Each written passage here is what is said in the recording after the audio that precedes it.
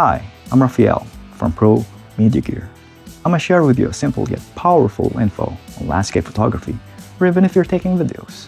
The following clip is an insight about the horizon line with someone who you may perhaps be familiar with. I was always wanting to be a director since I was a little kid. My second cousin had one contact in the movie business. You want to be a movie maker? Why don't you go next door? And she says, okay, you've got 5 minutes, probably 1 minute. And I walked into the office and he was sitting behind his desk with his feet up on the desk. And he sat me down and he just said, so they tell me you want to be a picture maker. He said, you see those paintings around the office? I said, yeah. He said, well, get up and walk over to the first painting. He said, tell me what you see in that painting. And I said, well, I see 2 Indians on horses. He said, no, where's the horizon? Oh, wow. So I said, well, the horizon's way above the head of the Indians. He said, fine, walk on to the next one. He said, what do you see in that painting? And I said, well, the horizon is at the very, very bottom of the painting. He said, okay, get over here.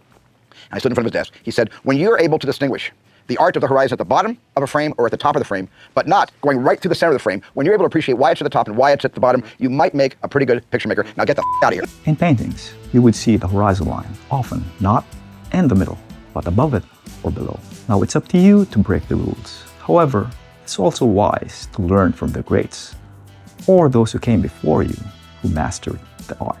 To help you nail those shots, I have here the BH1 ball head from Pro Media Gear, ideal for landscape photography, made in the USA and built like a tank. For more photography equipment, head on to promediagear.com. You know what to do.